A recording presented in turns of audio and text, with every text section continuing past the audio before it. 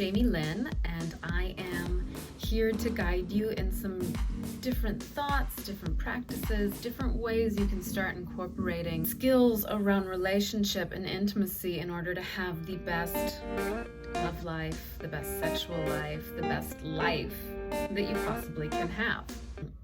Today's the very first recording, so I'm in my own FFT right now. I don't know if y'all listen to Brene Brown, but FFT, it's a frickin' first time. And things are a little scary. This is a little nerve-wracking. But I'm also really excited.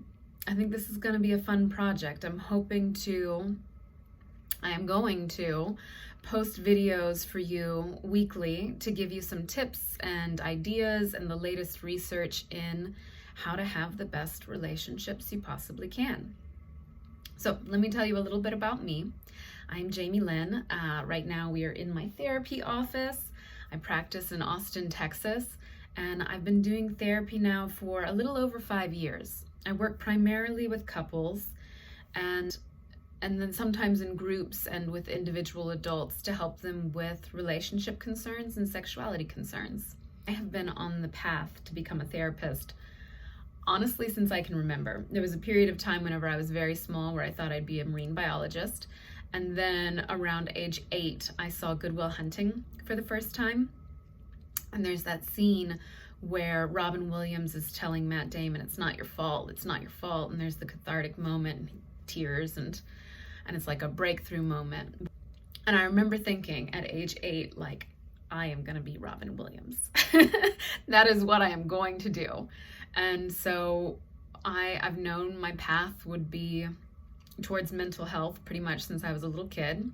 And then in high school, I did a internship with a therapist, and she happened to be a sex therapist as well as a couples therapist. I did not know that you could specialize in sexuality whenever I first was deciding what I wanted to do. And then when I discovered that, I was done. Sex has always been my passion.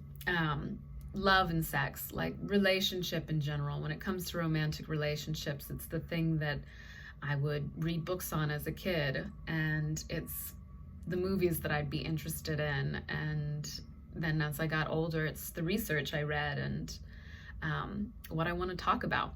And what I have discovered as I've gotten more comfortable talking about this and finding different information is we're so unprepared for how to have a good relationship and how to have a healthy, satisfying sex life. It has a lot to do with the history of this culture. I live in the United States, and we are founded by Puritans, which means that sexuality is condemned, relationships outside of marriage are looked down upon, and it makes for a really treacherous learning curve for most people. And then whenever I think about me in particular, I live in Texas, and so the sex education that I got in a public school was all about fear and how things will go wrong, and none of it was talking about pleasure and the possibilities of sex, how to enjoy sexuality while still taking care of your body and your mind, and then also how to care for others. How do you enter in relationship well? We're going to work together to find different things that you can bring into your life in order to change your relationships and to change your relationship to sexuality. And when I say things to bring into your life, that's kind of where the practice comes in. So I chose Practice Intimacy as my name because the way you become good at anything is practice. All of life is a practice. The way you become good at what you are doing is by attempting and messing up and learning and getting new information. And I am here to supply both the information, probably some more questions, and then ideally a few things you can do every day, whenever you need it. And there's 2 types of practices, really. One's formal practice. So formal practice is something that you do for yourself every single day in order to set yourself up for the best life that you possibly can have. It's more of like a routine, ritual kind of practice. And there are all kinds of ways to do that. There's very active practices like journaling or movement practices. There's very passive practices, meditation, mindfulness, things like that. And then there's also informal practice. Informal practice is the little things that you can do day in and day out, whether it's a question you ask yourself on occasion, or it is a word that you keep posted around your house and you return to that word as a reminder for whatever you're hoping to bring into your life during that time. And we'll look at both of these. I want to give examples of formal practices, things that you could do for yourself every day, really consistently, so that you always know that you can return to that practice and it's always there for you. And then the more informal practices, things that you would do on occasion, things that you would return to when needed. Let's see, what else is important to talk about? Let's talk about intimacy. So what do I mean when I say intimacy?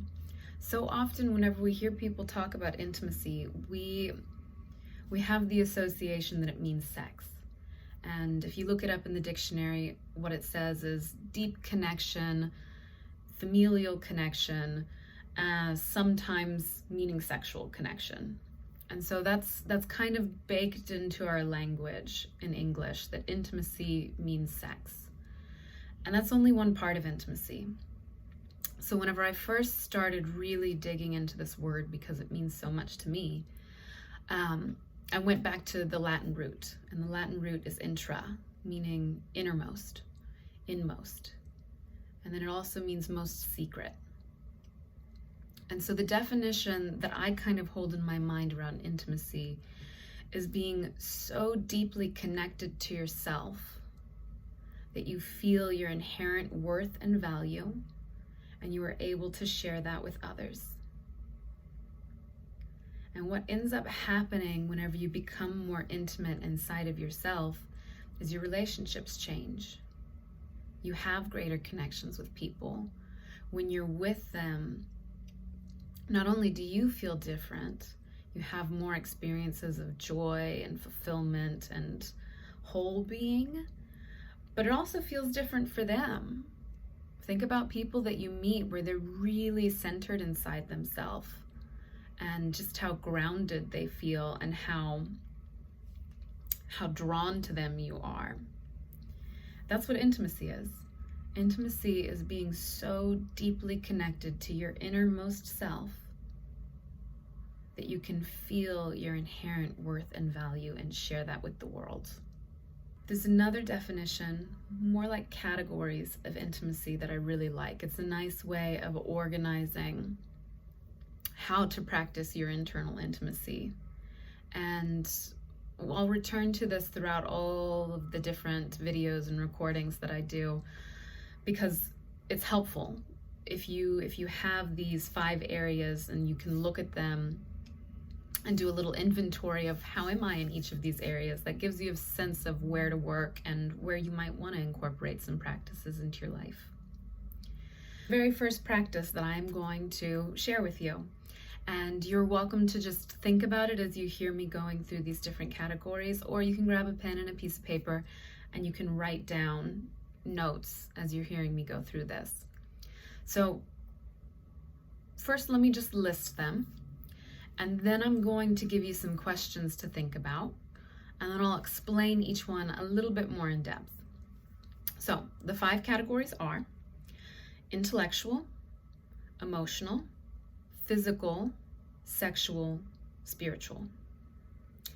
And these different categories, they come from the work of Terry Real. He's one of my mentors. He is the founder and creator of relational life therapy. And if you're interested in his work as well as these 5 categories from his perspective, The New Rules of Marriage is my favorite book out there on the market right now for anybody who wants to be in a good relationship. It's so good. And you'll see that it also has an inventory of these 5 different areas of intimacy. So what I want you to do is ask yourself 2 questions. One is, in each of these areas, how am I at receiving intimacy? Do I take it in from others? Do I experience intimacy in these different areas? in the way that I want to? And then the other question to ask yourself, how am I at giving intimacy in these areas? And when I say giving, I mean to yourself first, because all intimacy starts with you. And then from there, giving it to others, sharing it. How am I at giving intimacy in each of these 5 areas? Okay, so let's go through them. First one, intellectual intimacy. What that means is being able to share ideas with respect and non-judgment. So, are you able to talk about ideas that you're having?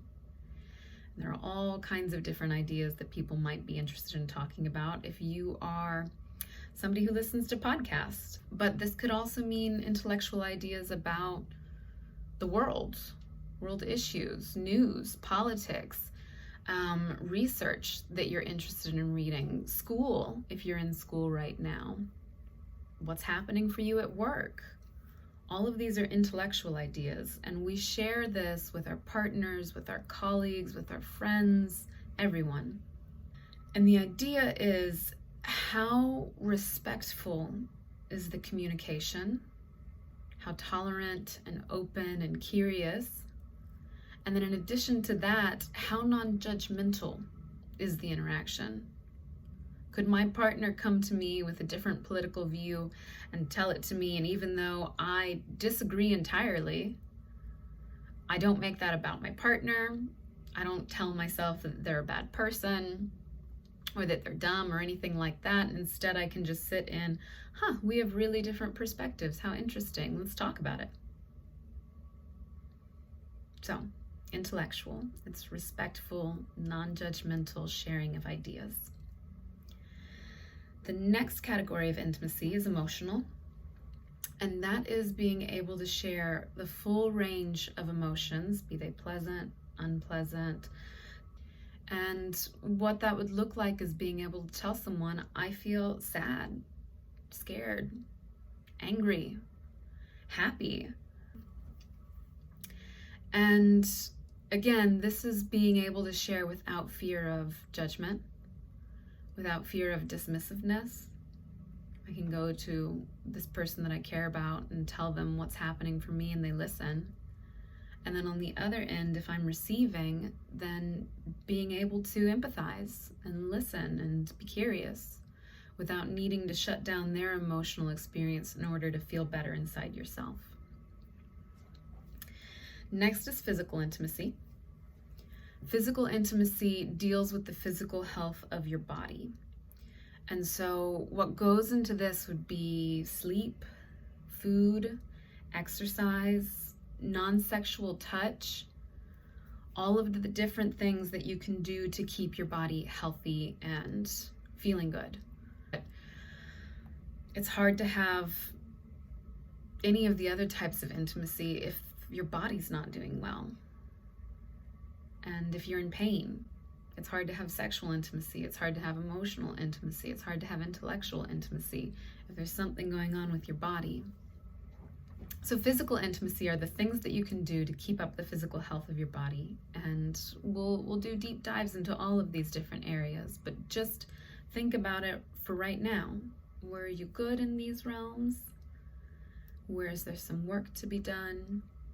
Do you feel like you've really got physical health locked down and that part of intimacy is online for you, but then your partner struggles in this area? Just kind of take an inventory. Where are you at? Sexual intimacy is being able to experience, express, enjoy your desire, your eroticism, your body in a way that is sexual in nature. And like I said, this is one of my favorite subjects in the whole wide world.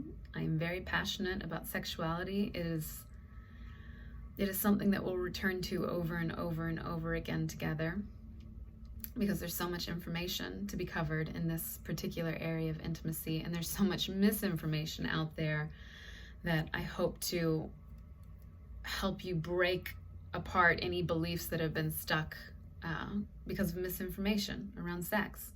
So it's all of those things, being able to experience, appreciate, enjoy your desire and pleasure, and then also being able to have mutual sexual experiences with others where you're tuned into their pleasure and their desire and what they're hoping for from a sexual experience. The last one is spiritual, and if a different word fits better for you, please use that word. I use spiritual just because it makes the most sense to me. It's dealing with the human spirit, and that could be any kind of experience of higher power, higher force outside yourself. It's any experience that is larger than just me or you. And people can connect to that through religion sometimes. People connect to that through art. People connect to that through social justice movements. There are all kinds of ways to connect to a force outside yourself that feels larger than yourself.